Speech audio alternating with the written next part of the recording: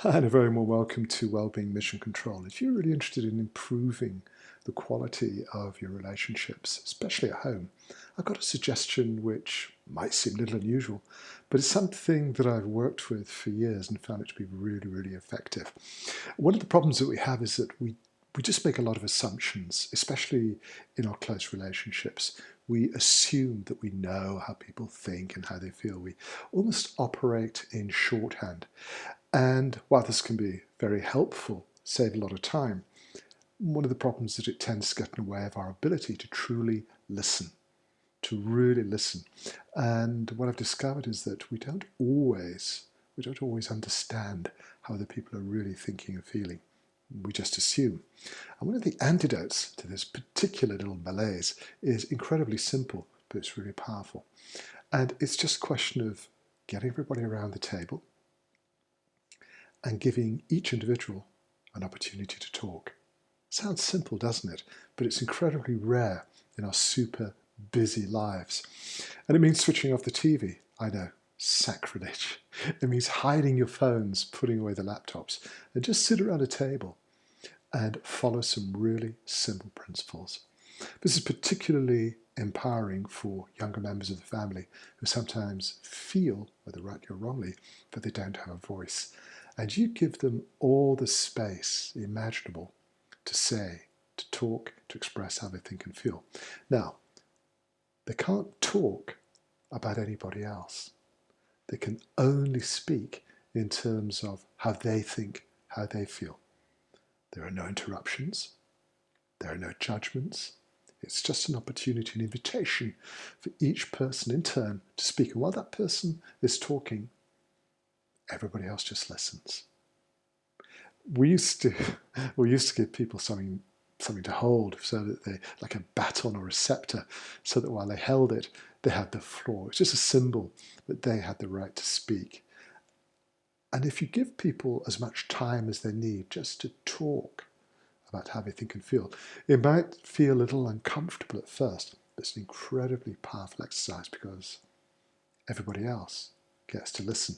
And it can be very revealing. It can be quite surprising when people get a chance to just talk about how they think and feel, not about anybody else, just about themselves.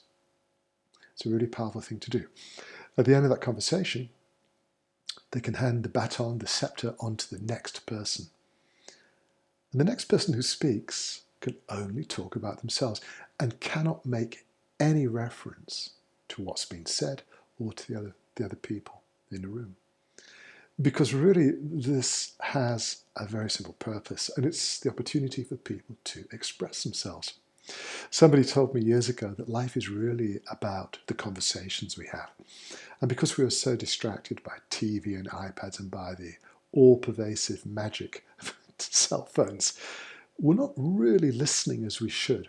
And this is one of the antidotes to help you guys get back into touch with each other in a non-judgmental, neutral environment. As I say, this can be quite a surprising exercise. Initially, particularly for younger members of the family, they may not feel comfortable talking. You just wait, you give them the space.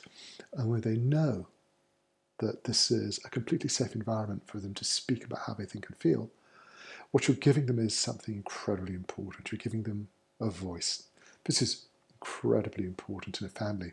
It's very important in the working environment too, because when you have a voice and you feel that you're understood as a human being, it's a deeply empowering experience. It's one of the foundations for future growth and development at any age. But I think in a family, it's essential. It's a beautiful thing to do. And I've noticed that when people try it, and I've often been just the referee, the adjudicator, observing these events, people will say, I'd like to do this again.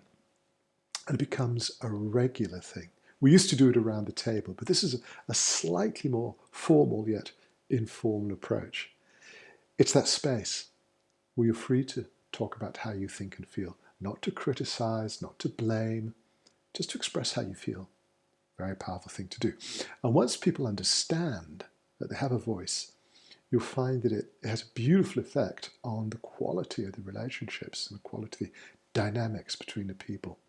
As I said, within close relationships, we assume a lot, and sometimes we get those assumptions completely wrong. And giving people a voice where they can say how they feel without being judged, without any nasty consequences, whoa, that's a huge step in the right direction. If you've got any comments, well, you know that my email is always open. Please feel free to get in touch with any questions or observations. My email is in the description below. In the meantime, I really hope you try this exercise. I hope it works as well for you as I've seen it working for others. And in the meantime, may I wish you a wonderful day. Remember, well-being is not something you're aiming for. Well-being is a way of life.